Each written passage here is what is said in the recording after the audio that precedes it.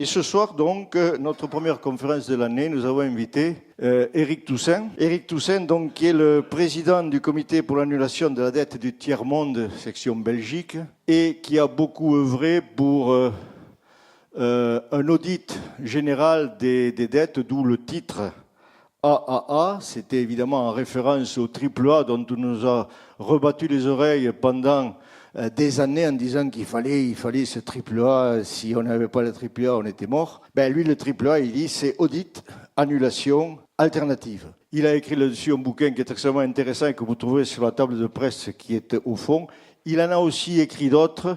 Il ne vous en parlera pas parce qu'il est trop modeste, mais allez jeter un coup d'œil. Ce sont des petits bouquins qui ne valent pas très très cher en euros et dont souvent, le plus souvent, l'argent est reversé au CDATM pour que les missions de ce comité soient plus efficaces dans le monde entier.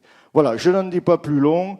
Je laisse la parole à Éric, donc triple A. Et donc, je vais me concentrer sur la crise que nous sommes en train de vivre en Europe et dans le cadre de l'offensive néolibérale des 30 dernières années, comment certaines expériences peuvent nous inspirer.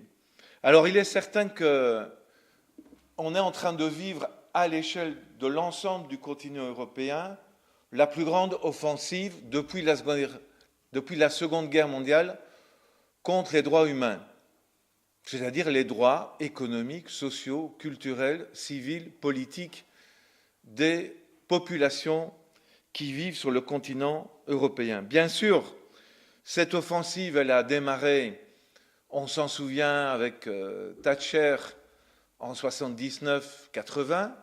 Elle s'est poursuivie tout au long des années 90 et le début des années 2000, mais elle a pris une ampleur d'une brutalité manifeste à l'échelle européenne avec la crise qui a éclaté en 2007-2008 au niveau bancaire, mais surtout 2008 au niveau bancaire en Europe, c'était 2007 d'abord aux États-Unis. Et on voit qu'il s'agit d'une offensive continentale. Alors elle a suivi des rythmes différents. Des pays ont été confrontés à une offensive brutale, enfin des populations des pays européens ont été confrontés à une offensive brutale avant 2008. J'ai mentionné l'expérience de la Grande-Bretagne, mais il y a bien sûr eu les pays du bloc de l'Est adhérents à l'Union européenne, ou y compris des pays d'Europe de l'Est qui n'ont pas adhéré à l'Union européenne et qui ont été confrontés à des plans d'ajustement extrêmement brutaux dictés par le Fonds monétaire international dans les années, fin des années 80 et surtout les années 90. L'unification, la réunification allemande, ça a été pour la population de l'Allemagne de l'Est, certes une libération du côté politique, mais une surexploitation du côté économique et social. Toujours avant la crise de 2008, et c'est très important pour comprendre ce qui se passe aujourd'hui en Europe, de prendre en compte les mesures adoptées par le chancelier Gerhard Schröder entre 2003 et 2005 en Allemagne. On ne peut pas comprendre ce qui se passe aujourd'hui en Europe, la politique d'Angela Merkel, sa réélection dimanche, sans prendre en compte 2003-2005, c'est-à-dire la décision d'un gouvernement socialiste de mener une offensive extrêmement forte et généralisée contre les droits des travailleurs organisés en Allemagne. Des mesures qui ont abouti à une précarisation très importante des conditions de travail. Vous savez que selon les chiffres officiels, il y a en Allemagne aujourd'hui 7 200 000 travailleurs qui vivent avec un salaire de 400 € et qui sont considérés comme des travailleurs en bonne et due forme, qui ne ressortent pas des chiffres du chômage, etc. À 400 € en Allemagne, 7 200 000, vous imaginez ce que ça donne. C'est-à-dire que la partie du salariat allemand concerné par des conventions collectives est devenue une partie minoritaire du salariat allemand. Donc il y a une offensive extrêmement forte contre les travailleurs allemands en 2003-2005, y compris sous le prétexte de la réunification nous a coûté très cher il y a 10 ans, il faut faire des efforts pour rester compétitifs, nous, Allemagne, pays malade dans l'Europe.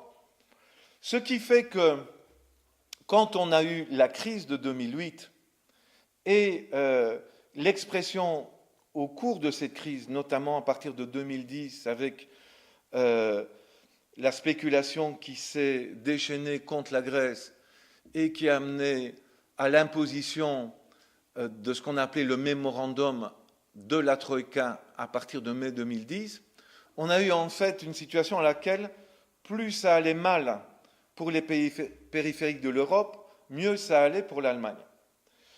Et le contexte de l'Allemagne, c'est un contexte dans lequel les travailleurs ont eu au cours des années 2000 soit une stagnation, soit une chute importante de leur salaire, avec une économie où le taux de chômage était assez élevé pour les standards allemands, et à partir de 2007, 2008, 2009, une amélioration de la situation économique de l'Allemagne, qui est dès lors amalgamée, identifiée à la gestion d'Angela Merkel.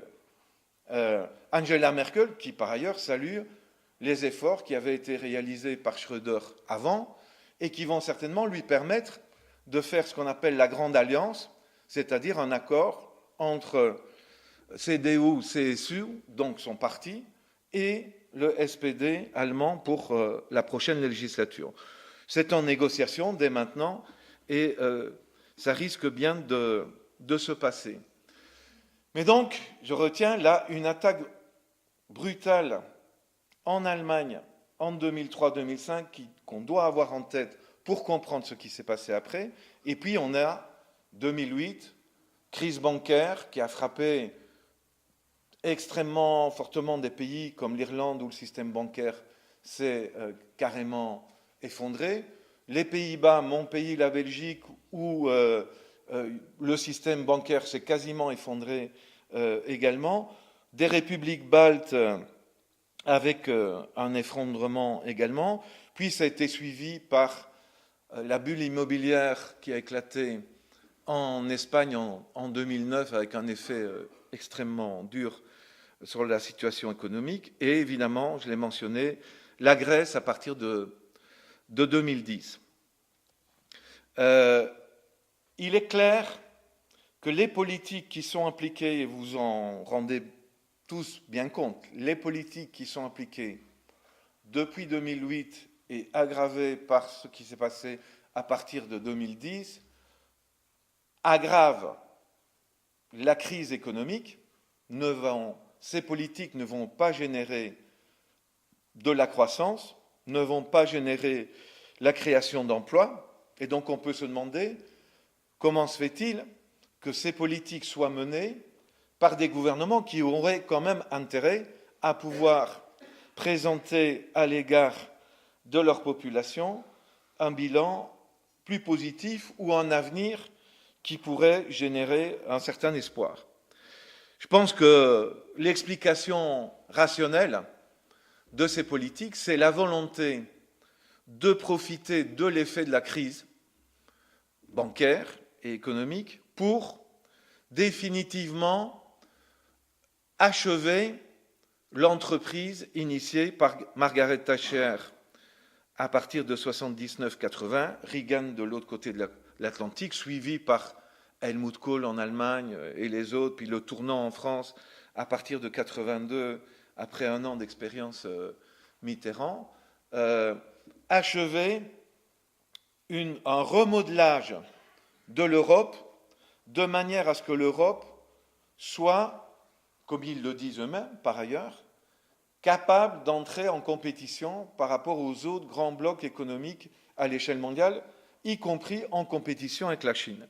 Ce qui implique une réduction beaucoup plus importante que ce qu'on a connu du salaire réel, des revenus des personnes qui sont en orbite autour du salariat qui a la chance d'avoir un emploi, et qui implique aussi d'aller beaucoup plus loin dans l'attaque contre le système de répartition au niveau des retraites, des allocations familiales, etc. Et donc porter un coup plus important à ce qu'on a appelé l'état du bien-être, le welfare state, en fait toute une série de conquêtes sociales de l'après-Seconde Guerre mondiale. C'est pour ça, un point fondamental, nous sommes confrontés à l'échelle européenne à la plus grande offensive contre les droits humains.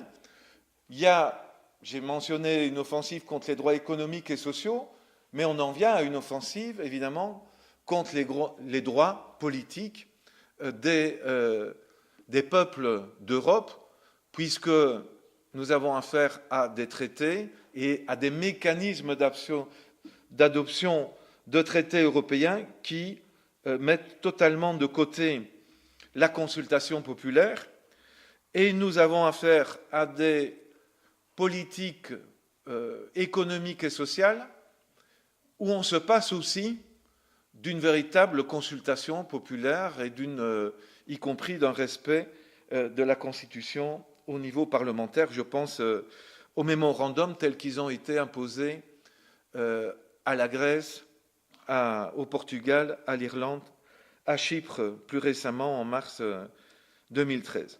Alors dans ce contexte, on a connu des mobilisations en puissant mouvement contre la contre-réforme des retraites à l'automne 2010, à l'automne 2010 en France. On a eu des mobilisations très importantes en Espagne, en Grèce, y compris en Grande-Bretagne, dans les pays baltes, au Portugal l'année passée, il y a quelques semaines en Bulgarie et en Roumanie. Il y a des mobilisations, mais qui restent fragmentaires et dont aucune n'a abouti à des succès jusque maintenant. Donc il ne faut pas se cacher qu'on est dans un contexte extrêmement difficile, avec des gouvernants qui, qu'ils soient de droite ou de gauche du type social-démocrate, poursuivent grosso modo une même logique, les uns de manière ouverte et les autres de manière dissimulée, gênée, honteuse, mais allant dans le même sens. Et donc il me semble important de prendre conscience que la question de la dette publique, l'explosion littérale de la dette publique au cours des 5 dernières années, devrait être un élément constituant un dénominateur commun de la riposte. Bien sûr, il faut se battre sur la question des retraites, il faut se battre pour défendre une santé publique de qualité, contre la précarisation du temps de travail, etc., contre toute une série de mesures, pour une réforme fiscale progressiste, pour une taxe sur les transactions financières. Mais il faut aussi bien se rendre compte que, faisons le raisonnement suivant, admettons que par une grande mobilisation, nous obtenions une réforme fiscale progressiste, c'est-à-dire qu'on réinstaure un impôt progressif sur les grandes fortunes, sur les entreprises du CAC 40, etc.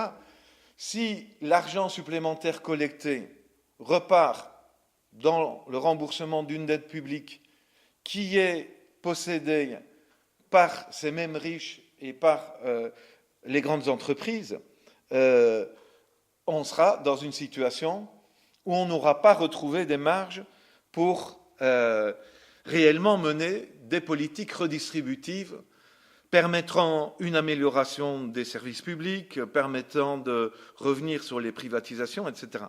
Parce qu'on n'aura pas de marge dans le budget.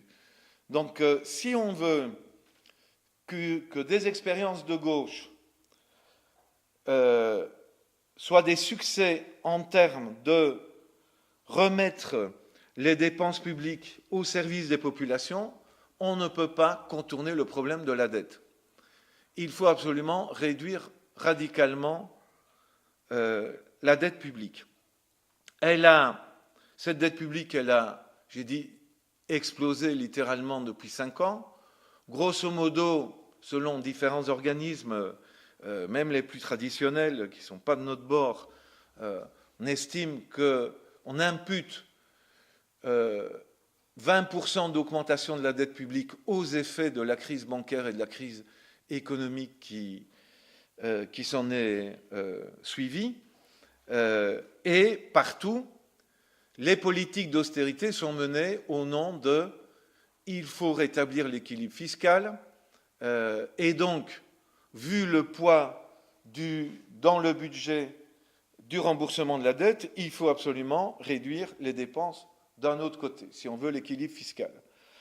Et donc, au nom d'une dette qui, soi-disant, aurait été générée par un État trop généreux du point de vue social, on nous dit qu'il faut des politiques d'austérité et des coupes.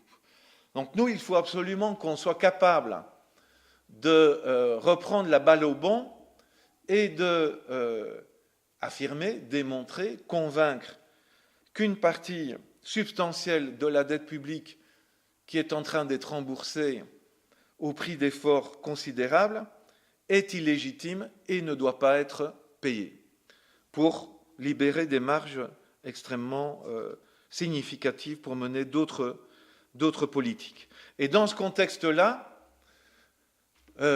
l'audit citoyen de la dette publique est un instrument de prise de conscience, un instrument d'éducation, mais doit être aussi un instrument de mobilisation. Alors vous savez qu'en France, ça a bien démarré en 2011. Je ne sais pas à quel point vous avez été au courant de ça et vous-même investi dans le lancement de collectifs d'audit citoyen, mais à partir de l'été 2011, une série d'associations et d'organisations syndicales, à l'initiative d'Attaque, mais avec la participation active du comité que j'anime, le comité pour l'annulation de la dette du tiers-monde, a été initiée une campagne avec la mise en place de collectifs d'audit citoyen. Il y en a eu 110 qui se sont mis en place. Il y en a encore à peu près 80 qui ont une activité.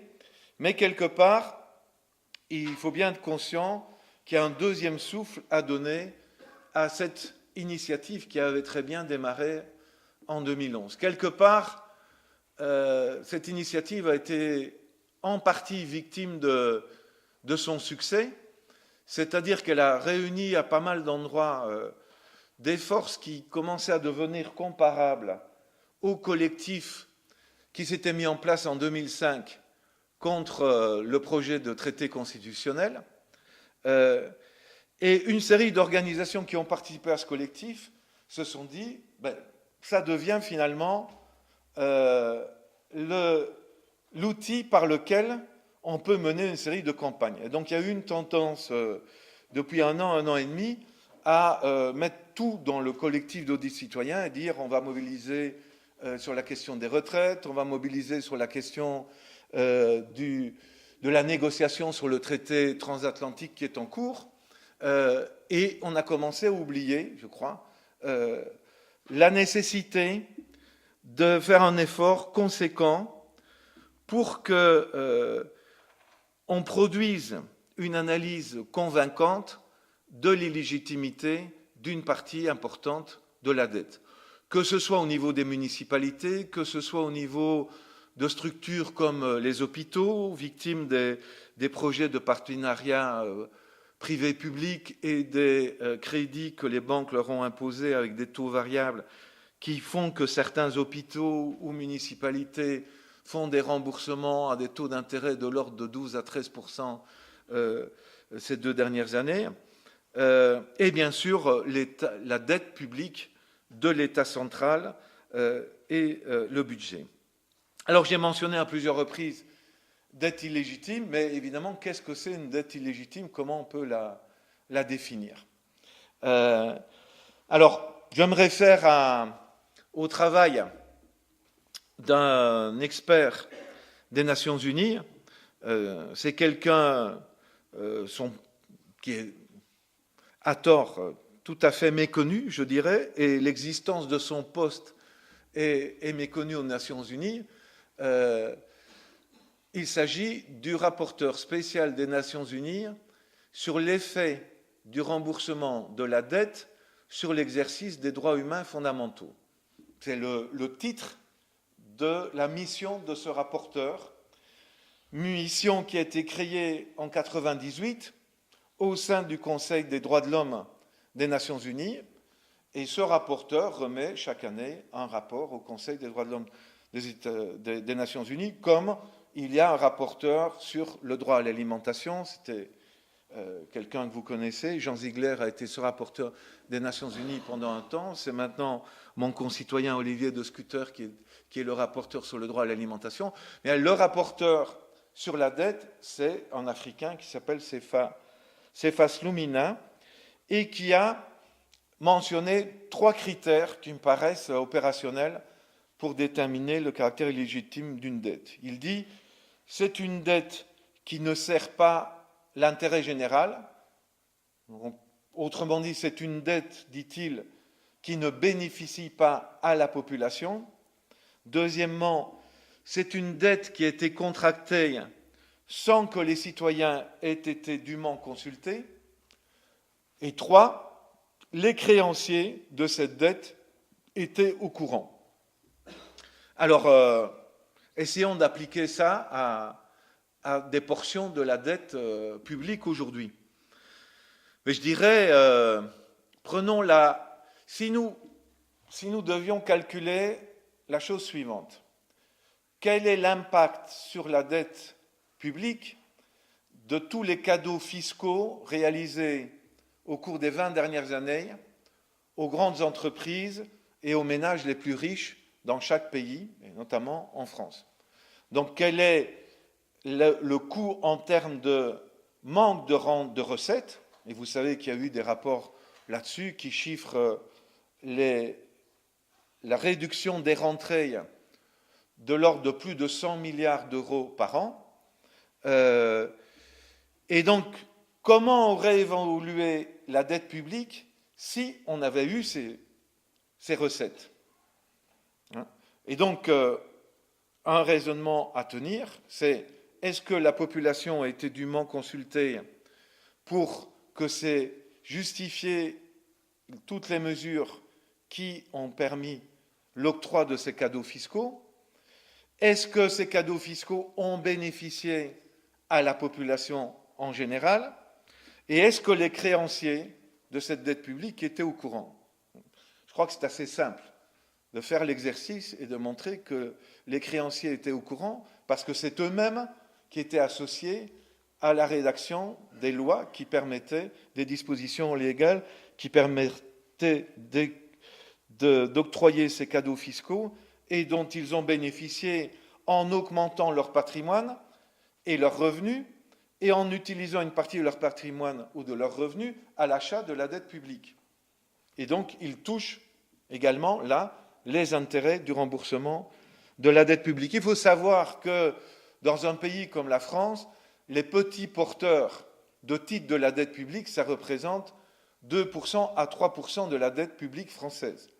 La dette publique en France est détenue par de grandes institutions privées, bancaires ou financières, nationales et internationales. On pourrait prendre une deuxième portion de la dette, c'est la dette qui a été accumulée parce que, dans le cadre de la zone euro, il est interdit à la banque du pays, à la Banque nationale, il est interdit d'octroyer des prêts au pouvoir public. Comme vous savez, dans le cadre de la zone euro, les banques privées ont le monopole du crédit à l'égard des pouvoirs publics. Et donc ça a un coût, évidemment, puisque ces banques privées, si vous prenez l'année 2013, empruntent à 0,5% à la Banque centrale européenne et à son système, et reprête aux États, si c'est à la France, reprête à 10 ans à la France à du 2%, si c'est à l'Italie, à l'Espagne, maintenant elle prête à du entre 4,5 et 6%, si elle prête au Portugal, c'est à du 7 ou 8%, tout ça avec de l'argent emprunté à la Banque centrale à du 0,5%. Donc on pourrait calculer dans les différents pays le surcoût de cette disposition propre à la zone euro. Je dis bien propre à la zone euro parce que si vous vous rendez au Royaume-Uni ou en Pologne, vous apprendrez que la Banque d'Angleterre prête au gouvernement britannique, que la Banque de Pologne prête au gouvernement polonais. C'est une disposition propre à la zone euro. Et là, on peut revenir. Est-ce que cette disposition favorise les populations de la zone euro? Est-ce que les populations de la zone euro ont été dûment consultées lorsque ces dispositions ont été prises? Et est-ce que les créanciers sont au courant de l'inexistence d'une consultation en bonne et due forme des populations, etc. On peut continuer le raisonnement. Les dettes contractées par les États pour sauver les banques, d'un pays à l'autre, ça a varié. Le coût du sauvetage des banques en Irlande est extrêmement élevé, en Espagne également, en Belgique, aux Pays-Bas. Il est un peu moins élevé en France, il est très élevé en Grèce ou à Chypre. Et évidemment, la dette qui a été contractée pour sauver les banques qui, alors qu'elles avaient provoqué la crise, est une dette qui tombe, pour moi, sous le concept de la dette illégitime. Bon, alors tout ça, c'est évidemment un exercice de démonstration qu'on doit pouvoir faire à une échelle la plus massive possible, en utilisant des critères rigoureux, en repassant, en scannant l'histoire des 10, 15, 20, 30 dernières années dans nos pays. Mais il ne suffit pas de dire qu'une dette est illégitime. La question qui suit, c'est qu'est-ce qu'on fait quand on a démontré qu'on a une dette illégitime? Est-il possible d'arrêter le paiement d'une dette et d'annuler des dettes illégitimes? Et c'est là que des expériences d'autres pays peuvent être utiles. Je vais en mentionner 3. L'Argentine. L'Argentine, en 2001, connaît une très grande mobilisation populaire pour se débarrasser d'un gouvernement néolibéral, celui de la Rúa. Il y a une ébullition populaire dans un pays qui vivait depuis 33 mois une récession économique et une nouvelle dose de politique d'austérité. La rébellion populaire aboutit au départ du président, qui y compris quitte en catastrophe le palais présidentiel en hélicoptère. Et un des présidents qui se succèdent, parce qu'il y en a eu 4 en quelques semaines, celui qui arrive à calmer, je dirais, la population et à rester un certain temps en place, dit « J'arrête le paiement de la dette publique externe de l'Argentine à l'égard des marchés financiers ». C'est une dette pour un montant d'environ 100 milliards de dollars. C'était, à l'époque, la plus grande suspension de paiement de dette de l'histoire. Et donc c'est une décision extrêmement importante qui a suscité des réactions de condamnation généralisées de la part des institutions financières, des gouvernements des pays du Nord, de la presse financière, etc. Et on a dit l'Argentine va sombrer définitivement dans le chaos. L'année 2002 a été dure, mais on avait déjà eu 33 mois de récession et pour redresser la barre, ça prend un certain temps. Mais de 2003, donc après un an d'années difficiles, de 2003 jusqu'en 2009, on a eu un taux de croissance économique de l'ordre de 8% chaque année en Argentine. Et je vous rassure, je ne prends pas le taux de croissance du PIB comme le bon critère pour mesurer la qualité de vie dans un pays, mais c'est un critère pour dire si le pays est directement confronté à une crise ou une récession ou est reparti dans la croissance. Après, il faut discuter comment est distribuée la croissance et quel type de croissance, etc.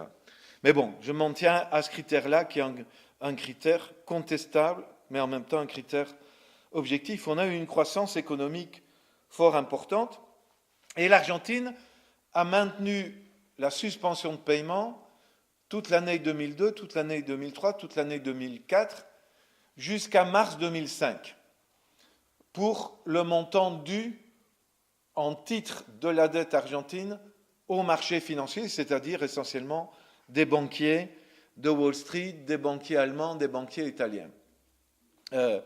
En mars 2005, l'Argentine est arrivée à un accord avec 76% des détenteurs de titres, et l'accord a consisté à l'élément principal suivant. Les anciens titres qui n'étaient plus payés depuis plus de 3 ans ont été remplacés par des nouveaux titres. Donc il y a eu un échange de titres. Pour faire simple, les détenteurs de titres qui n'étaient pas payés, s'ils présentaient leur titre, et admettons qu'un titre valait $1000, s'ils le présentaient au gouvernement argentin et acceptaient la proposition du gouvernement argentin, ces détenteurs de titres recevaient un nouveau titre d'une valeur de $350.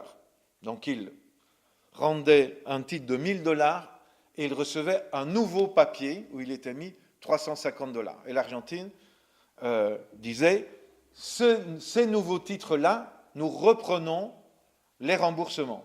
Donc ceux qui participent à l'échange de titres commenceront à percevoir les remboursements sur ces titres-là. Et donc 76% des titres ont été échangés. C'est un élément extrêmement important. Il y a toujours des procès en cours, mais c'est la situation qui a permis à l'Argentine notamment d'épargner ce qu'elle aurait dû payer au marché financier et de le réinjecter dans l'économie nationale.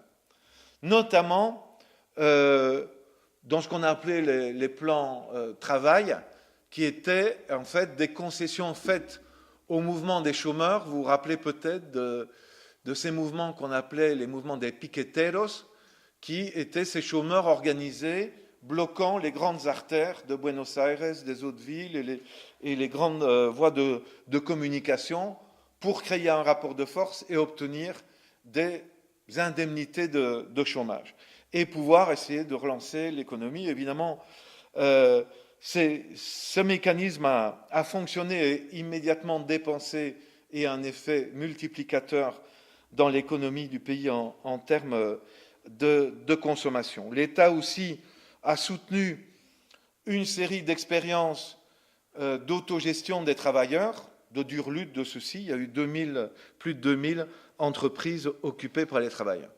Ça, c'est une partie de la dette qui s'est échangée et qui a amené une réduction radicale du stock de la dette argentine. Il faut y ajouter qu'il y a une autre partie de la dette qui est toujours en suspension totale de paiement depuis décembre 2001, et à peu près personne n'est au courant.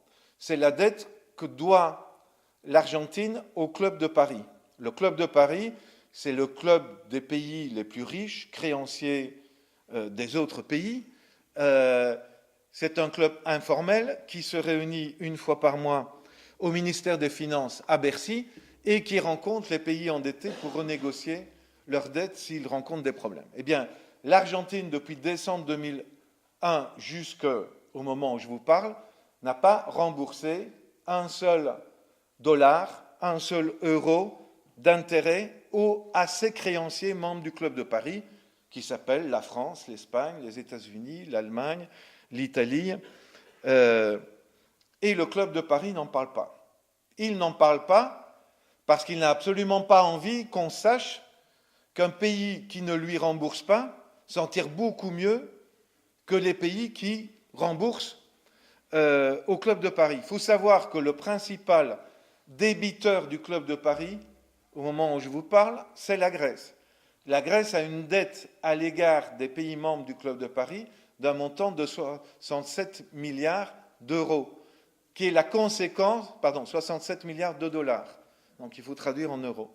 Et les chiffres de l'OCDE, c'est en dollars. Et qu'est-ce que c'est cette partie-là de la dette grecque? C'est la partie du plan dit de sauvetage des partenaires européens à la Grèce datant de mai 2010. C'est-à-dire c'est les prêts de la France à la Grèce, de l'Allemagne à la Grèce, dans le cadre de ce soi-disant plan de sauvetage. La Grèce paye régulièrement les membres du Club de Paris, et le Club de Paris n'a pas du tout envie qu'on sache que l'Argentine, qui ne lui paye pas, s'en tire très très bien. L'Argentine fait partie du G20, l'Argentine va aux réunions du G20, rencontre là, autour de la table des négociations, les membres principaux du Club de Paris, et vous n'avez jamais à l'ordre du jour officiel des réunions du G20 le thème « L'Argentine doit reprendre les paiements ». On discute en catimini pour essayer de convaincre l'Argentine de bien vouloir reprendre les paiements. Et l'Argentine dit « Je reprends les paiements si vous me faites une réduction radicale de ma dette, ou sinon je ne le fais pas ». Bon, ça c'est pour l'Argentine. Alors, je ne fais pas du tout des gouvernements argentins successifs un modèle à suivre. L'Argentine est un pays capitaliste, productiviste, extractiviste, qui doit aussi sa croissance économique à la surexploitation des ressources naturelles, notamment minerais et maintenant pétrole, y compris gaz de schiste. Il vient d'y avoir un accord avec Chevron pour l'exploitation du gaz de schiste, à la production massive de soya transgénique exportée par l'Argentine. Donc je ne fais pas de l'Argentine un modèle. Je dis simplement, c'est un pays restant dans un cadre capitaliste qui, sur un aspect, a résisté d'une certaine manière à ses créanciers et s'en est mieux tiré que d'autres qui ont été dociles par rapport aux créanciers. Alors je prends maintenant l'exemple de l'Équateur. L'Équateur, là j'étais associé directement à l'expérience équatorienne. Rafael Correa, actuellement président, qui vient d'être élu pour la troisième fois, a été élu la première fois fin 2006, et il avait promis au cours de sa campagne électorale que si le peuple l'élisait, il se lancerait dans un processus démocratique de réforme constitutionnelle via la convocation d'un référendum sur une constituante, suite à cela l'élection d'une assemblée constituante qui allait rédiger un projet de nouvelle constitution qui sera ensuite soumise pour approbation par suffrage universel au peuple. Il a fait ce premier aspect très important entre 2007 et 2008. Deuxième chose qu'il avait annoncée dans sa campagne, c'était si je suis élu, je m'engage à ce que l'Équateur ne continue pas à rembourser une dette largement illégitime. Et là, une des premières choses qu'il a faites à côté de la question constitutionnelle, c'est le 30 avril 2007, il a expulsé le représentant permanent de la Banque mondiale présent dans le pays. Et surtout, en juillet 2007, il a adopté un décret présidentiel instituant une commission d'audit de la dette publique interne et externe pour la période 1976-2006, composée de 18 personnes, et j'étais une de ces 18 personnes. Il y avait 12 équatoriens, 3 latino-américains non équatoriens et 3 européens. Nous avons travaillé pendant 14 mois à analyser la dette de l'Équateur avec le Club de Paris, la dette de l'Équateur avec les institutions financières internationales comme la Banque mondiale et le FMI, la dette de l'Équateur à l'égard des marchés financiers étrangers et la dette publique interne de l'Équateur. Au cours de notre exercice, nous avons rencontré 3 fois le gouvernement équatorien pour lui faire rapport de nos travaux et lui demander son soutien pour nous ouvrir des portes parce que dans l'administration, à la Banque centrale du pays et au ministère des Finances, il y avait beaucoup de résistance à nous communiquer les documents parce que c'était des hauts fonctionnaires de l'ancien régime, je dirais, et qui avaient été complices d'un endettement illégitime. Nous avons élaboré un résumé de nos conclusions, un résumé qui tient en 195 pages que vous pouvez trouver sur le site du CADTM et sur le site du ministère des Finances de l'Équateur, en espagnol et en anglais. Et nous avons remis, en plus du résumé de nos conclusions, nos recommandations au gouvernement. Pendant 1 mois et demi, le gouvernement a discuté de ce qu'il faisait de notre travail. Et après 1 mois et demi, Rafael Correa et son gouvernement ont annoncé la suspension unilatérale du paiement de la dette sous la forme de titres vendus à Wall Street pour un montant de 3,2 milliards, donc de 3 200 millions de dollars. C'est une suspension unilatérale complète qui était combinée à une astuce adoptée par le gouvernement équatorien, qui était de bonne guerre. C'est, je ne sais pas si vous connaissez les mécanismes du marché des dettes publiques. Il y a un marché primaire où de grandes banques vendent pour le compte de l'État avec l'administration de la dette des titres de la dette. Donc quand la France émet des titres de sa dette, il y a l'agence française de la dette qui passe des accords avec des grandes banques françaises et étrangères qui vendent sur le marché primaire des titres français. C'est pareil du côté équatorien. Et il y a un marché primaire de la dette et puis il y a un marché de l'occasion des dettes qui s'appelle le marché secondaire des dettes. Et là, on revend les titres. Et les titres, leur valeur de revente oscille avec la crédibilité des titres, la situation de solvabilité de l'État qui est endetté. Évidemment, quand un État suspend le paiement de sa dette, la valeur sur le marché secondaire s'écrase. Qu'a fait l'Équateur? Ça faisait partie du raisonnement. Je suspends le paiement et je rachète sur le marché secondaire mes propres titres. Mais je passe, pour être discret, par une banque que je mets dans le coup. Et l'Équateur a demandé à la banque Lazare, qui est connue en France, la banque Lazare, c'est une banque d'affaires importante. Elle n'a pas des guichets, c'est pas fait pour le peuple, la banque Lazare, elle s'occupe d'autre chose.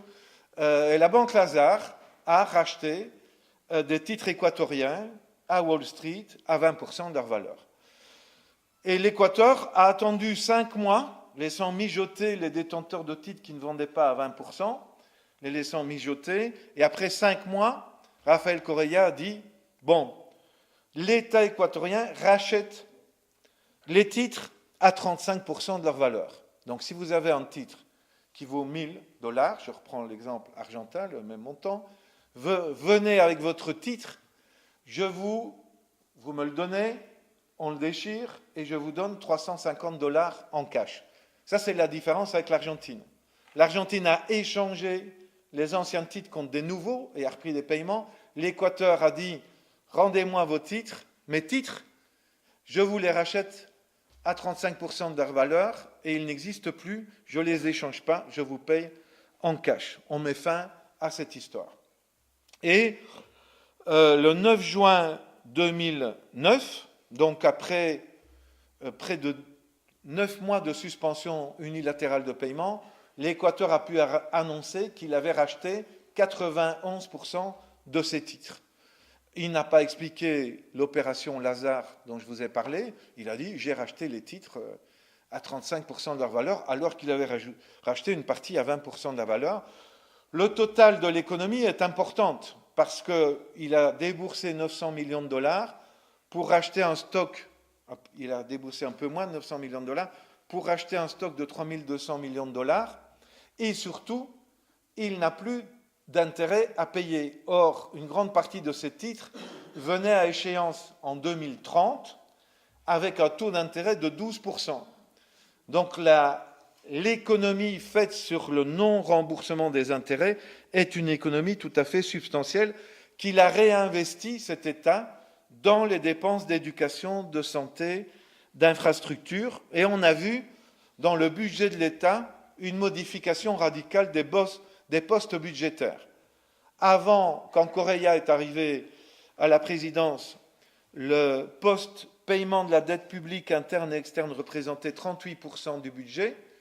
Et à partir de 2009, ce poste est tombé à quelque chose comme 15% du budget, tandis que les dépenses sociales qui étaient de l'ordre de 12% sont montées à quelque chose comme 28% du budget. C'est-à-dire un changement radical de priorité qui vaut à Correia une popularité extrêmement forte. Il a été réélu avec un score plus important cette année que celui qu'il avait eu la première fois fin 2006. Ce qui est très important dans l'expérience équatorienne, c'est que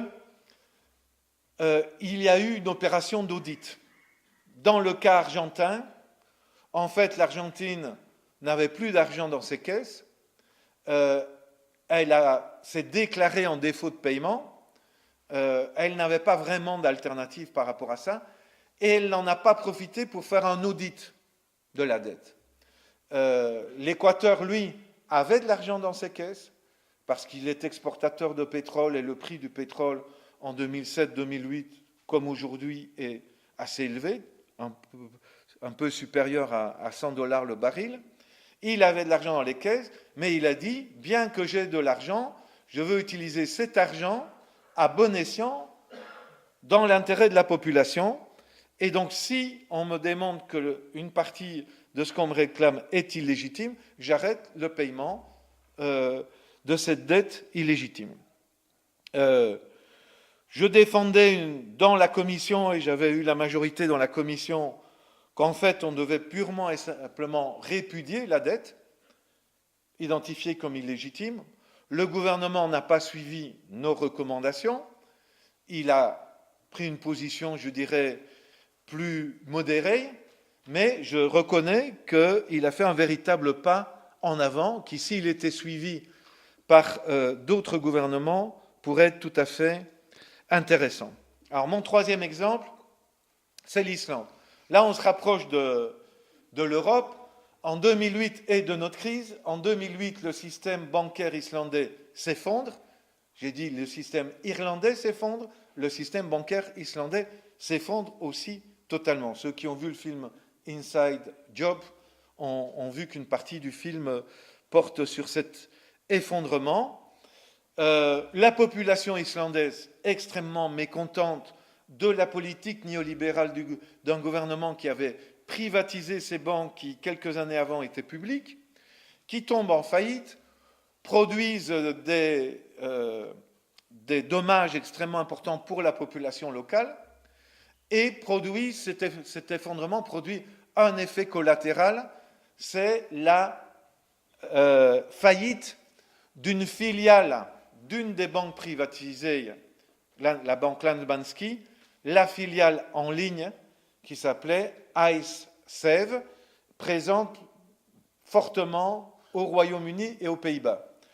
Le Royaume-Uni, c'était Gordon Brown qui était chef du gouvernement à l'époque, c'était pas encore Cameron, et le gouvernement des Pays-Bas décide d'indemniser les déposants de la filiale islandaise en ligne qui avait réussi à collecter de l'argent de déposants présents, résidents en Hollande et au Royaume-Uni. Et ces deux pays, ces deux gouvernements se retournent contre le gouvernement islandais et disent « On a indemnisé, remboursez-nous l'argent. Ça a coûté 3,5 milliards d'euros, on veut revoir cet argent. » Le gouvernement islandais, sous la pression populaire, dit « Oh là là, j'ai déjà de très gros problèmes dans le pays. Désolé, on ne va pas vous rembourser, ce n'est pas possible. Une négociation s'instaure. Finalement, le gouvernement, qui était toujours le gouvernement néolibéral, arrive à un accord avec le Royaume-Uni et les Pays-Bas pour une indemnité payée à ces deux pays. Mais la population continue à s'agiter et recourt à une disposition constitutionnelle qui permet aux citoyens, en pétitionnant, de forcer la convocation d'un référendum. Et un référendum est convoqué où la question posée aux citoyens islandais, c'est faut-il ou non honorer l'accord avec le Royaume-Uni et les Pays-Bas en termes d'indemnisation. Et 93% des votants disent non. Le projet est abandonné, il y a de nouvelles élections, on élit un gouvernement de centre-gauche qui recommence une négociation avec la Grande-Bretagne et les Pays-Bas, qui arrive à un nouvel accord un peu moins contraignant pour l'Islande.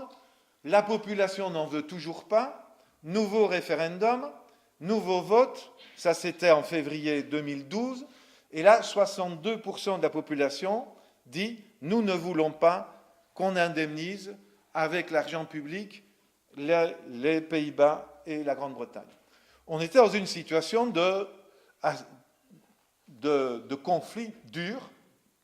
La Grande-Bretagne a mis pendant plusieurs mois l'Islande sur la liste des pays des organisations terroristes et tous les avoirs islandais sur le territoire du Royaume-Uni ont été gelés comme les avoirs d'une organisation terroriste. Suite au deuxième référendum, le Royaume-Uni et les Pays-Bas, voyant le manque de disposition des Islandais de les indemniser, ont porté l'affaire devant la Cour de l'Association économique de libre-échange, qui est la Cour qui tranche les litiges entre les 4 pays membres de cette association, c'est le Liechtenstein, la Suisse, la Norvège et l'Islande. Et la Cour en question a rendu son jugement en janvier 2013, donc cette année, et le jugement de la Cour dit que le Royaume-Uni et les Pays-Bas sont déboutés de leur plainte contre l'Islande au motif suivant. Il n'y a aucune obligation pour un État de sauver une institution financière privée avec de l'argent public. L'Islande a fait valoir cet argument, avait dit c'est une banque privée, je n'ai pas à renflouer les déposants de cette banque privée et a fortiori les gouvernants qui ont cru bon d'indemniser les déposants. C'est un jugement extrêmement important dont on ne vous a pas parlé non plus, mais un jugement très important parce qu'il peut faire jurisprudence, parce qu'il est clair donc qu'un État n'est pas tenu de rembourser les autres États qui seraient intervenus pour... Bon, je vous ai raconté l'histoire. Ça a à voir avec des choses que j'ai dites avant, c'est-à-dire systématiquement depuis 2008, on a socialisé le coût du sauvetage des banques et on a fait augmenter la dette publique. Et là, l'Islande a dit, en tout cas par rapport à ses créanciers extérieurs, ce petit jeu ne marche pas, on ne rentre pas dedans. Sous la pression populaire, évidemment. C'est pas les gouvernants, je vous l'ai dit, étaient prêts à faire les concessions. Bon, conclusion sur ces 3 expériences. J'avais précisé mon attitude critique par rapport au gouvernement argentin. Je peux dire que j'ai une série de critiques à exprimer à l'égard de la politique de Rafael Correa. J'exprime, je dirais, un soutien critique à la politique de Correa, mais les critiques sont aussi claires, notamment par rapport aux concessions qu'il fait aux industries extractive. Et je n'ai aucune illusion sur les vertus supposées du gouvernement islandais ou des deux gouvernements qui s'en succédé. Mais la conclusion que je tire, c'est que dans le cadre de mobilisation populaire, dans le cadre d'une crise, un État ou un gouvernement peut désobéir aux créanciers, poser des actes unilatéraux qui sont considérés par ces créanciers comme absolument inacceptables et scandaleux, qui font l'objet, soi-disant, de représailles plus ou moins fortes, et tout en tenant bon, c'est un tel pays, ou ces pays, ces trois pays, s'en sont sortis beaucoup mieux que ceux qui, docilement, remboursent leurs dettes. Alors si j'appliquais cette conclusion, et je le fais, à l'Europe, et j'ai eu l'occasion d'en discuter dans un grand nombre de pays et de conférences ou de rencontres au cours des dernières années en Europe, et je vais mentionner notamment une rencontre, j'ai eu une longue discussion l'année passée en octobre, le 6 octobre, avec Alexis Tsipras, qui est le président, sûrement comme vous le savez, de la coalition de gauche radicale grecque qui s'appelle Syriza, et qui, en 2004, avait obtenu 4% des voix, en 2009, 4% des voix, et l'année passée, au deuxième tour des élections, en juin 2012, a obtenu, si ma mémoire est bonne, 26% des voix, et s'est retrouvé à 2% du parti Nouvelle Démocratie, qui est le parti de la droite traditionnelle, et donc a été dans une situation proche d'être amené à former le gouvernement. Dans les sondages actuels en Grèce, les sondages donnent Syriza entre 22 et 28%, ça varie d'un mois à l'autre, et Nouvelle Démocratie entre 23 et 28-29%. C'est-à-dire que certains sondages, évidemment, quand Syriza a 28%, Nouvelle Démocratie a 25%. C'est-à-dire Syriza pourrait, lors d'élections en Grèce, être amené à diriger un gouvernement. Il devrait se chercher des alliés, certainement, mais aurait, comme dans la législation grecque, le premier parti, celui qui arrive le premier, obtient une prime de 50 députés, avec un groupe parlementaire, avec 28%, on peut obtenir une masse critique de parlementaires et se chercher des alliés. Et donc, quand j'ai discuté avec Alexis Tsipras, c'était de dire en quoi l'exemple des trois pays que je viens de mentionner pourrait servir à la Grèce. En lien avec ce que Syriza a dit pendant sa campagne électorale. Pendant sa campagne électorale, ce qui a amené le score important de Syriza, c'est que Syriza a dit « Si vous votez pour nous, nous nous engageons à abroger les lois anti-populaires qui ont été adoptées suite au premier mémorandum de mai 2010 et à ceux qui ont suivi. 2, nous leverons l'immunité des parlementaires pour des poursuites, des enquêtes sur la corruption, etc. 3, nous reprendrons le contrôle des banques et les mettrons dans un cadre public. Et 4, nous suspendrons le paiement de la dette, nous auditerons la dette et nous agirons de manière à obtenir une réduction radicale de la dette grecque. Bon. Et donc les discussions, c'est autour est-ce possible de le faire? Moi, je pense que c'est non seulement possible, mais absolument nécessaire. Et sachant que la résistance de la chaîne est la résistance de son maillon le plus faible, et sachant que dans la zone euro, le maillon faible, ou un des maillons faibles, c'est la Grèce, si en Grèce, on avait un changement avec un gouvernement qui a le courage de s'opposer aux créanciers en faveur de son peuple, combinant les mesures que Syriza annonçait à d'autres mesures, c'est-à-dire taxer l'Église orthodoxe, taxer les armateurs qui sont exonérés d'impôts, réduire toute une série d'impôts qui frappent le peuple depuis 2010, réintégrer dans leur poste de travail les travailleurs qui ont été injustement licenciés et abroger toutes les lois antipopulaires dont j'ai parlé, convoquer un processus constitutionnel démocratique en Grèce et une série d'autres mesures pour relancer la consommation et relancer l'économie du pays, bien, si ça avait lieu en Grèce, ça pourrait amener un tournant politique en Europe. Bien sûr, je pourrais tenir aussi le discours, mais là je ne rencontre pas François Hollande ou Steinbrück en Allemagne. C'est-à-dire évidemment, si un pays comme la France, avec un gouvernement réel de gauche, prenait des mesures d'indiscipline par rapport aux politiques de la Commission européenne, ça aurait encore un impact beaucoup plus grand et ça donnerait des possibilités plus importantes parce que la marge de manœuvre de la France est évidemment beaucoup plus grande que la marge de manœuvre de la Grèce. Mais on a plus de chances de voir en Grèce un tel changement qu'en France. J'ai bien vu, Jacques, je termine. Je suis rappelé à l'ordre pour le timing, et j'arrive.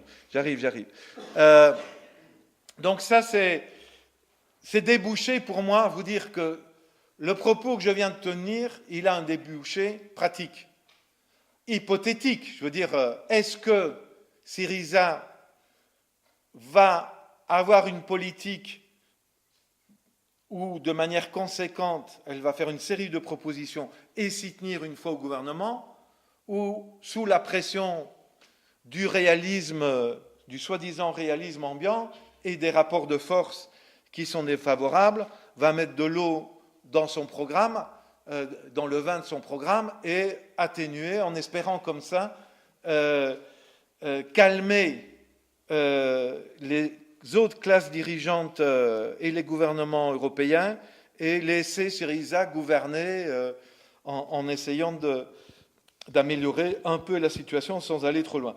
Si Syriza venait au gouvernement et menait une politique mi-figue, mi-raisin, on pourrait avoir un scénario qui aurait des conséquences graves dans le sens négatif, c'est-à-dire qu'on a une telle radicalisation et polarisation en Grèce que Aube Dorée, qui défend aussi des propositions très radicales, des propositions néo-nazis, racistes, etc., mais aussi dans le discours anticapitaliste, l'anticapitalisme à la manière du Parti national-socialiste allemand et des SA dans les années 20 et dans les années 30, bien sûr, mais une dimension où on traite les créanciers d'affameurs du peuple grec, etc.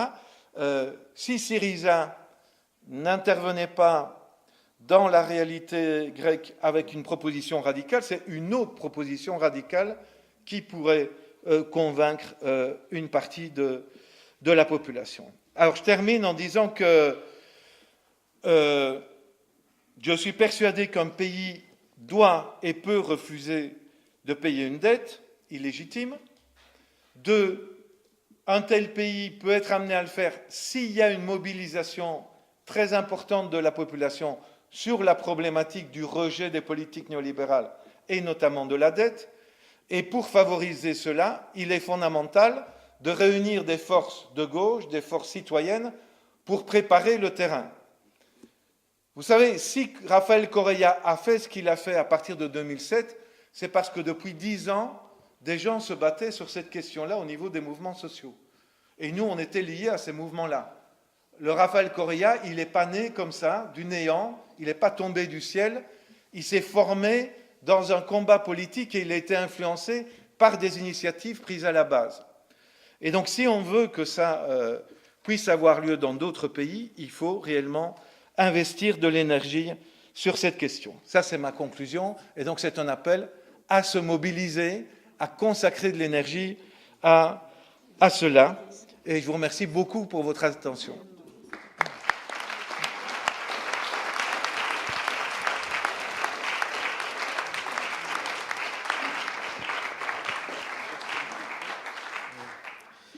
Oui, donc bonsoir et merci. Donc, c'est une question que j'ai déjà posée il y a 10 ans et que je repose ici. parce que je crois que maintenant elle sera mieux comprise peut-être. J'étais déjà très mal à l'aise de parler de dette des pays du tiers-monde, parce que je pense qu'il y a deux mots qui sont complètement inappropriés. C'est le mot dette et c'est le mot pays. Je pense que si on emploie ces mots, on a déjà un petit peu perdu, qu'on se trompe de combat. Alors pourquoi? Parce que donc Jean-Marie Harribey du Conseil scientifique d'Attaque nous a dit que, et avec juste raison, que tout emprunt est un transfert de richesse des populations les plus pauvres, qui sont souvent dans le tiers-monde, il est vrai, mais pas toujours, vers les fortunes les plus riches, qui sont souvent dans les pays du Nord, mais pas toujours. Donc c'est un mécanisme qui est constant. Hein. Et on peut dire aussi que quand les taux d'intérêt passent un certain seuil, que certains économistes disent qui est le seuil de la croissance, à ce moment-là, on est dans l'usure, on n'est plus dans la dette. Et c'est ce mot-là qu'il faut employer. C'est le mot d'usure. Donc déjà, dans le titre des affiches, je mettrai le mot d'usure et pas le mot de dette. Et ensuite, je ne crois pas qu'il soit vraiment tellement question d'une question de pays. Je pense qu'il est question effectivement des possédants qui gagnent de l'argent en dormant et de toutes les populations de tous les pays qui doivent résister à ces mécanismes-là. Alors je proposerai de changer les affiches maintenant, parce que je crois que maintenant, dans nos pays du Nord, on est prêt à le comprendre, parce qu'on en est aussi victime de cette paupérisation due à ces transferts de richesses vers la finance. Donc on est mieux peut-être à même de le comprendre qu'il y a 10 ans, et je préférerais de mettre sur les affiches, moi maintenant, contre l'usure des grandes fortunes au détriment des populations les plus pauvres du monde. J'ai cru comprendre dernièrement que en fait, nos impôts actuels ne servent pas à rembourser une soi-disant dette, mais à payer un service de la dette. Je crois qu'il est fort regrettable qu'aucun parti politique et peu d'associations signalent le fait et nous disent le cercle infernal dans lequel ça nous met pour des générations. Rien que ce fait-là devrait mettre les gens dans la rue avec un fusil à la main. Oui, alors je ne sais pas si c'est l'heure du fusil, mais en tout cas, c'est pas l'heure de la dette. Moi, je pense que la dette, elle n'existe pas. La dette, effectivement, elle est fabriquée par... Enfin, je pense que l'explication a été assez suffisante. Alors, bon, ne pas continuer à parler de dette, donner un autre mot, je ne sais pas si ça changera vraiment les choses. Bon, en tout cas, la crise, elle n'est pas pour tout le monde, quoi. Hein, bon. Et cette dette-là, c'est pas la nôtre. Donc, on n'a pas à la payer. Alors, ma question subsidiaire, c'est un peu, bon, tu parles de dette illégitime, mais est-ce qu'il y a une dette légitime ? Voilà, ça fait 3 questions. Avec la mienne, ça fera 4. Il sera peut-être temps de répondre. On a évoqué l'Argentine, l'Équateur, l'Islande. Mais quant à nous, la France, est-ce que le fait de notre intégration européenne ne fait pas que nous avons une marge de manœuvre moindre que ces pays-là ? La première intervention, c'était plus...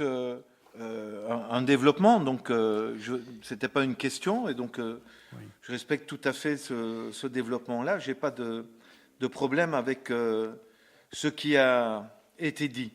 La deuxième question, là, c'était une question. En fait, effectivement, tu as raison. Un pays comme la France refinance en permanence le remboursement de sa dette. Qu'est-ce que ça veut dire ? C'est-à-dire qu'à l'échéance du capital emprunté, elle réemprunte le même capital et elle s'engage à payer un intérêt sur ce capital. Et y compris là dans le budget de la France, quand vous recevez... moi, je ne paye pas mes impôts en France et je ne vote pas, évidemment, mais je crois que c'est au moment des élections, vous recevez, non pas au moment des élections, au moment de remplir votre déclaration d'impôt, vous recevez une information sur les grands budgets, les grands postes du budget. Et dans le budget qu'on vous présente pour le budget des pouvoirs publics français, ce qui ressort de la dette, c'est l'intérêt payé par la France pour sa dette, et pas l'amortissement du capital.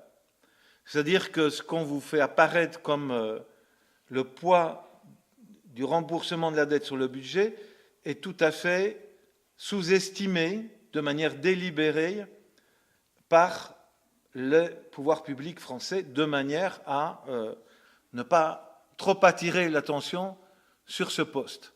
Et donc effectivement, on paye l'intérêt, et on n'arrive pas à rembourser le capital. Pour le créancier, L'intérêt du créancier, c'est que le capital ne soit pas remboursé. L'intérêt du créancier, c'est qu'il reçoive en permanence un loyer de l'argent sur le capital qui lui est dû. Pour le créancier, c'est un malheur si tout le monde terminait le remboursement du capital emprunté et n'empruntait plus, évidemment. C'est une ressource sur laquelle il compte beaucoup. Et alors qu'il y a un discours mensonger des banquiers sur la crise de la dette souveraine qui provoquerait des inquiétudes sur les marchés financiers, en fait, les titres publics sont les plus sûrs et les plus rémunérateurs pour ces banquiers. Et ils y tiennent comme à la prunelle de leurs yeux. Et c'est pour ça que les banquiers dans la zone euro sont très heureux et tiennent à ce qu'on continue à leur octroyer le monopole du prêt au pouvoir public. Et là, il y a aussi un mensonge à dénoncer. Vous entendez de la part de la plupart ou de à peu près tous les commentateurs financiers que vous entendez sur les ondes, vous voyez sur le petit écran ou vous lisez dans la presse écrite, on vous dit que la Banque centrale européenne achète des titres de la dette grecque ou italien ou espagnol. On ne vous dit pas qu'elle ne les achète pas à la Grèce ou à l'Italie ou à l'Espagne, mais qu'elle les achète aux banques, parce que c'est les banques qui ont d'abord prêté à ces États, et ensuite la Banque centrale européenne rachète aux banques privées les titres en question. Pour redonner de l'argent à ces banques, argent qu'elle utilise pour reprêter aux États, et ensuite resservir à la Banque centrale les titres de ces États. Et évidemment, à chacune de ces opérations, les banques prélèvent le différentiel d'intérêt entre le taux auquel elles empruntent, c'est-à-dire 0,5% à la Banque centrale depuis mai 2013, et les taux auxquels elles octroient le prêt, 2,10% pour la France à 10 ans, du 5% à l'Espagne ou à l'Italie, qui sont des emprunteurs importants. Donc, pour moi, l'audit citoyen, c'est montrer aussi cela. Montrer à quel point faire l'audit de la dette publique, c'est aussi montrer la face cachée et extrêmement importante des banques privées, comment elles vivent de la dette publique, comment elles sont largement responsables de l'augmentation de la dette publique, pourquoi elles mettent la pression pour qu'on ne change pas les règles dans la zone euro. Et donc, là, la troisième intervention, mais c'était aussi une déclaration. Et écoute, moi, effectivement, il faut parler d'usure. Il faut parler comme dans le droit emploie des termes qui sont aussi faits pour ne pas être compris, mais de la population. Mais l'usure, ça s'appelle en droit l'enrichissement sans cause. C'est-à-dire, quand une banque réussit à prélever un intérêt qui n'est pas raisonnable par rapport aux conditions elles-mêmes auxquelles elle se finance, on peut parler d'enrichissement sans cause, c'est-à-dire d'enrichissement abusif. Et donc, effectivement, d'usure, bien sûr. C'est très important de faire comprendre à la population qu'on est soumis, effectivement, à une politique d'usurier réalisée par les banques privées aux dépens des finances publiques. Alors, tu me demandais, est-ce qu'il y a une dette légitime? Bon, admettons que...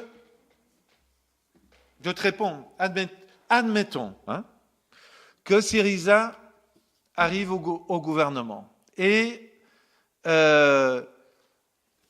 remette en cause, par exemple, toute la dette que lui a imposée la Troïka sous prétexte de l'aider, alors que ça a servi à enfoncer la Grèce, à violer les droits économiques et sociaux et même les droits civils et politiques des citoyens grecs.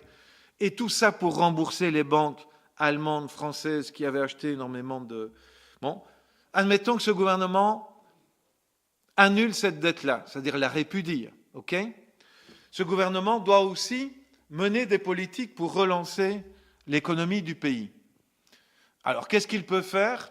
Il peut bien sûr prélever les impôts en respectant la justice fiscale et sociale, c'est-à-dire faire contribuer beaucoup plus ceux qui peuvent contribuer, et y compris exonérer une partie importante de la population de la TVA sur l'électricité, sur l'eau, jusqu'à un certain niveau de consommation, de la taxe foncière pour la première résidence en dessous d'un certain montant de valeur de la première résidence. Je suppose que vous me suivez. Mais on change donc une politique des impôts. On va avoir plus de recettes, moins aussi de recettes si on respecte la justice, parce qu'une partie de la population payera moins ou sera exonérée d'impôts en dessous d'un certain seuil de revenus. Bien. Mais il faut en même temps se lancer dans une politique de développement d'infrastructures publiques, de santé publique, relancer les hôpitaux, etc. Et les impôts ne suffisent pas. Alors il faut peut-être emprunter. Alors il faut peut-être emprunter pour des projets qui en valent la peine et qui servent les intérêts de la population. Alors là, comment on peut faire ? Ben, moi, je suis pour une politique d'emprunt, par exemple du type suivant. Je suis prêt à discuter aux formules concrètes. Au-dessus d'un certain revenu, obligation de prêter à l'État à 0% d'intérêt et sans indexation sur l'inflation. C'est-à-dire un emprunt forcé à partir sur les couches les plus riches. Je ne parle pas de... On s'en prend aux % le plus riche, aux 10% les plus riches, je parle de ça. Emprunt forcé et proportionnel au patrimoine et aux revenus, c'est-à-dire le pourcent plus riche sera forcé à une contribution plus importante que... Il y a l'impôt et puis il y a le prêt obligatoire au pouvoir public pour des projets justes. Et puis je verrai au reste de la société de dire, de manière volontaire, via l'équivalent d'un livret A, les gens, de manière volontaire, peuvent épargner et à eux, on leur garantit une rémunération réelle positive, c'est-à-dire un taux d'intérêt supérieur au taux de l'inflation. Si l'inflation est à du 2%, on fixe un taux d'intérêt qui génère 2% ou 3% de taux d'intérêt réel. Donc, si on avait un gouvernement en faisant cela, donc répondant aux critères de justice sociale, et pour des projets qui en valent la peine, je crois qu'on pourrait parler de dette légitime, que dans ces conditions-là, on rembourserait à ceux du peuple qui volontairement ont prêté à l'État et reçoivent une rémunération, et aux autres qu'on a forcés à prêter à l'État et qui perdront donc une partie de leur argent. Ils recevront des remboursements, mais ils ne seront pas indexés et ce sera à 0% de taux d'intérêt. Voilà une proposition que j'ai soumise aussi aux amis grecs et à la discussion en général. Alors, dernière chose, on m'a demandé l'intégration européenne, est-ce que ça... Bon, là, on a un certain nombre à dire, ça va de gens comme Jacques Généreux, les économistes atterrés, moi-même, on dit, c'est très clair, il faut désobéir à l'Europe. Donc, la marge de manœuvre, c'est aussi celle qu'elle conquiert. Si on dit simplement, on dénonce des traités, on dit ils sont injustes, mais à ces règles injustes, je m'y plie, on renonce par la soumission à exercer une souveraineté, une marge de manœuvre. Donc on est beaucoup à le penser, sans nécessairement sortir de l'Europe, sans nécessairement sortir de la zone euro, désobéir aux dispositions des traités qui vont contre l'intérêt des peuples. Ce qui obligera, si la France fait ça, ça force à une renégociation des traités. Si la Grèce fait ça, la discussion, ce sera quelle mesure par rapport à la Grèce, et la Grèce a le moyen de résister, à mon avis. Mais si la France fait ça, simplement, la France disant ça, il y aura renégociation des traités. Parce que d'abord, si la France dit ça, il y aura l'Espagne, même avec un gouvernement conservateur, le Portugal, même avec un gouvernement conservateur, qui diront, si la France le fait, nous, on est tellement massacrés par la politique européenne qu'on veut effectivement cette renégociation. Donc, je pense qu'il y a un discours tout à fait mensonger, tenu par les gouvernants, qui est le discours de la soumission. Déjà, comme Jospin disait, face au licenciement à Michelin, au licenciement boursier à Michelin, je ne peux rien faire. Bien sûr qu'ils pouvaient faire quelque chose. Et ils sont enfoncés dans le renoncement et ils approfondissent ce renoncement et la soumission devient un acte parfaitement honteux qui est banalisé par eux, alors que de la résistance, et il ne s'agit pas de prendre un fusil, dans le cas de Hollande, mais de résister dignement par rapport à des traités et de respecter ses engagements électoraux. Mais ça, il peut parfaitement le faire. Et donc, ma réponse est des traités peuvent être parfaitement revus, modifiés. Je vous signale, j'aurais pu mentionner l'exemple de Chypre, mais parce que j'entrais dans une autre catégorie là. Dans les 3 exemples que je vous ai donnés, c'est des pays qui entrent dans l'indiscipline par rapport aux créanciers et réussissent à y gagner quelque chose de cette indiscipline. Dans le cas de Chypre, on a un cas de figure différent, mais intéressant quand même. Parce que là, c'est les autorités de la zone euro qui ont dit à Chypre, vous allez imposer un contrôle radical sur les mouvements de capitaux. Ça crée un précédent. Je veux dire, jusqu'ici, jusqu'à cette affaire de Chypre en mars 2013, on nous disait un pays de la zone euro ne peut pas imposer un contrôle sur les mouvements de capitaux. Et on nous sert sur un plateau d'argent l'exemple d'un pays à qui on dit vous devez imposer des contrôles de capitaux. Alors pourquoi, si Chypre doit et peut imposer un contrôle sur les mouvements de capitaux, pourquoi un autre pays avec un gouvernement démocratique ne pourrait-il pas décider lui aussi qu'il contrôle les mouvements de capitaux? Donc il faut se saisir de ce genre d'exemple. Et ce qui est dramatique, c'est de voir évidemment que des gouvernements qui se prétendent de gauche ne se saisissent d'aucune perche qu'on leur tend et s'empressent de téléphoner pour féliciter Merkel pour sa réélection, etc. Donc c'est ça qui est désolant dans l'attitude d'une série de forces politiques qu'on a tous compris de celles dont je parlais. Bonsoir. Bon, peut-être que je ne suis pas tout à fait dans le même débat, mais j'étais quand même surprise de voir qu'on découvre que les pays, avant de rembourser la dette, paient le service de la dette. Or, on découvre la dette, j'ai l'impression qu'on découvre la dette. Or, la dette, ce n'est pas la nôtre, mais existe depuis presque après la Seconde Guerre mondiale. Et c'était surtout les pays sous-développés, qu'on appelait sous-développés ou du tiers-monde, qui, eux, ont connu ce qu'était la dette, puisque leur économie, en général, servait à payer le service de la dette. Et là, on dirait qu'on découvre ce que c'est que la dette. Ça me paraît un peu bizarre, parce que ça nous touche là maintenant en chair propre. Et il y a quelque chose qui me choque un petit peu, c'est que, on réfléchit à la dette, mais un peu en vase clos, c'est-à-dire que la dette, elle est au niveau mondial. Il y a des pays qui sont beaucoup moins développés que nous, et il n'est pas du tout question qu'on se penche.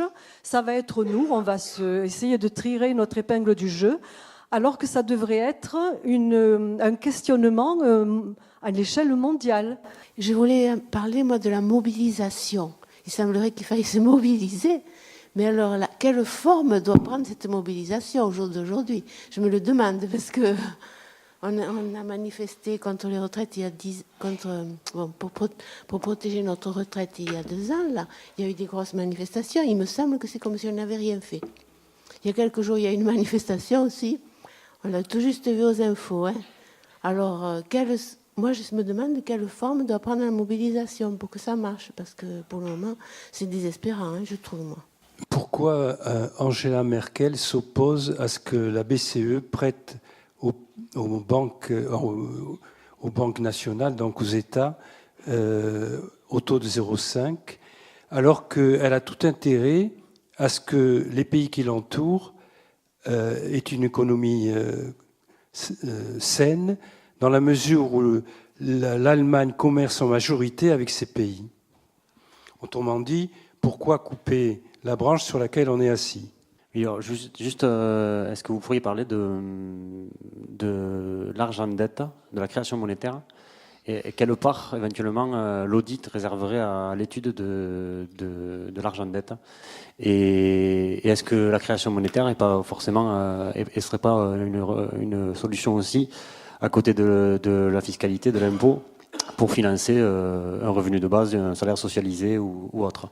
Alors, avec la première intervention, je suis tout à fait d'accord, bien sûr, et c'est pour ça que je vous ai parlé de l'Équateur et de l'Argentine. Je veux dire, moi j'anime, et je suis un des fondateurs du comité pour l'annulation de la dette du tiers-monde, et donc on a dit les termes tiers-monde est tout à fait discutable, etc. D'accord, quelqu'un l'a dit dans la salle, et dette c'est discutable aussi, mais enfin, moi depuis 25 ans, je me bats avec mes amis des peuples du Sud contre le fardeau d'une dette illégitime et odieuse.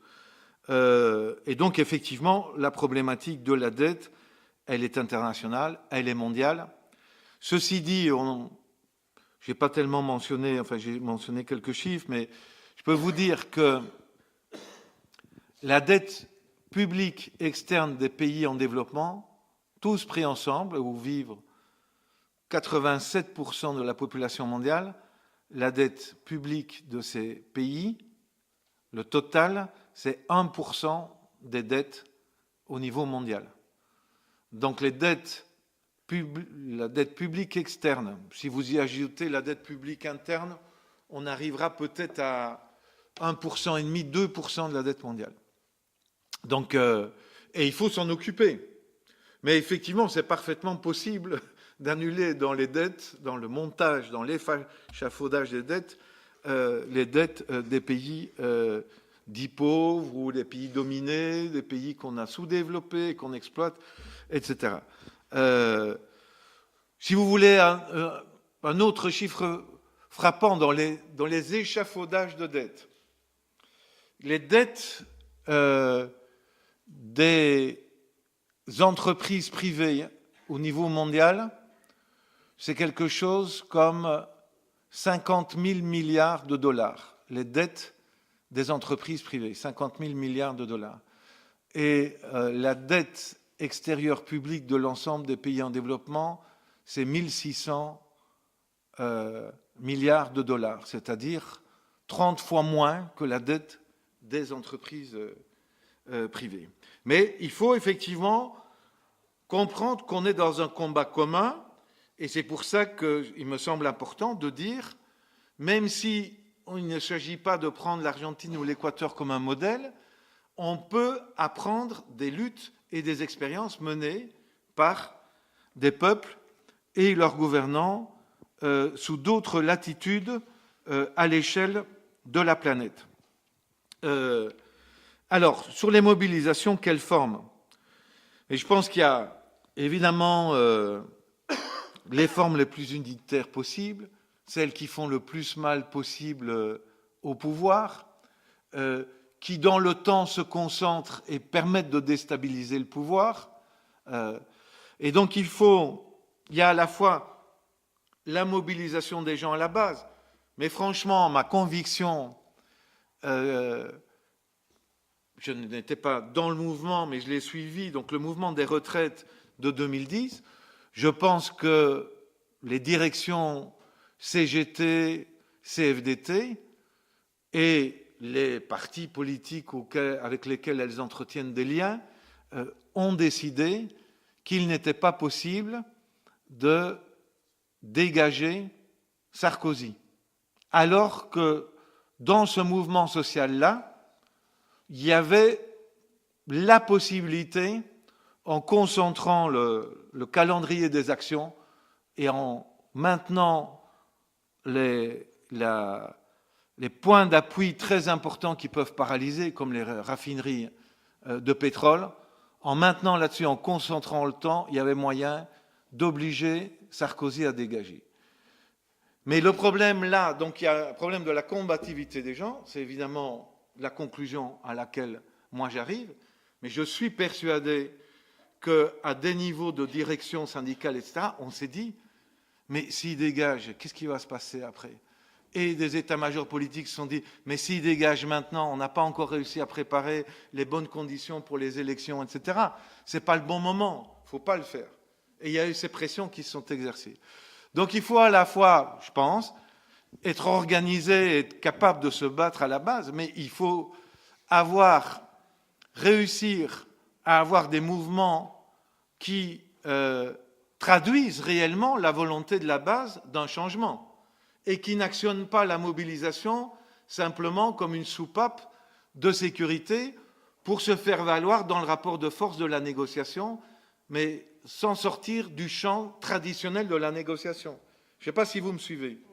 On est dans un contexte aujourd'hui où on a des directions syndicales, et je ne parle pas simplement de la France, de toute l'Europe. Avant le problème des directions syndicales, notamment il y a 20-30 ans, c'était des secteurs de la base trop à gauche qui les poussaient et comment les discipliner. Dans un certain nombre d'organisations syndicales, c'était ça. Maintenant, il y a eu des opérations de recentrage, de nettoyage, etc. Maintenant, ces mêmes directions syndicales se rendent compte que leur problème principal, c'est ceux d'en haut, les patrons. Quand j'ai dit tout à l'heure, on me pose la question, c'est pour répondre à votre question, pourquoi Angela Merkel fait ça? Mais parce qu'Angela Merkel, mais pas simplement Angela Merkel, les autres gouvernements européens, sont en négociation avec des patrons qui disent on en a marre de devoir s'asseoir à la table de négociation pour fixer des conventions collectives. On veut pouvoir négocier des contrats individuels avec des gens dans nos entreprises. On veut plus de flexibilité. On veut, ce qu'un patron du MEDEF disait, déconstruire totalement ce que le Comité national de résistance a imposé à l'issue de la libération. C'est-à-dire un type de rapport où on doit négocier. Et donc ces gens-là, tu as des directions syndicales qui sont maintenant un peu dans le vide parce que ceux avec qui elles négociaient avant sont en train de leur dire « j'ai plus envie de négocier avec toi ». Mais elles se disent oh là là, si je me mets réellement dans une stratégie de mobilisation, je vais lancer une dynamique qui va peut-être me dépasser et mon fauteuil de dirigeant syndical, il va peut-être être lui-même déstabilisé. Ils vont dégager là, mais peut-être que moi aussi, je vais devoir dégager. Donc on est dans une situation très, très compliquée. Et puis il y a les divisions, évidemment. Parce qu'en Grèce, par exemple, on a une division terrible entre des secteurs du mouvement ouvrier et entre l'EPC grec qui est extrêmement sectaire, qui critique Syriza comme de faux révolutionnaires, alors que globalement ils viennent d'une même famille communiste. On a eu des tensions au sein d'une famille qu'on ne devrait pas avoir et une unité qui devrait absolument se faire et passer au-dessus de toute une série d'esprits de chapelle et de concurrence. Et vous le sentez bien en France que la dynamique, y compris unitaire, qu'il y a une fois qu'on se rapproche des municipales, elle a une tendance à en prendre du plomb dans l'aile. C'est plus facile d'être unitaire dans des présidentielles que dans des municipales. Et donc si on n'arrive pas à dépasser ça, on est confronté, donc nous devons dépasser ça, contribuer à dépasser ça. Alors, je fais de l'analyse, évidemment, en analysant, je ne produis pas les changements, mais j'essaye de clarifier dans quel contexte on essaye de s'orienter. Juste encore une précision aussi sur Angela Merkel. Je tape sur Angela Merkel, mais il faut être très clair.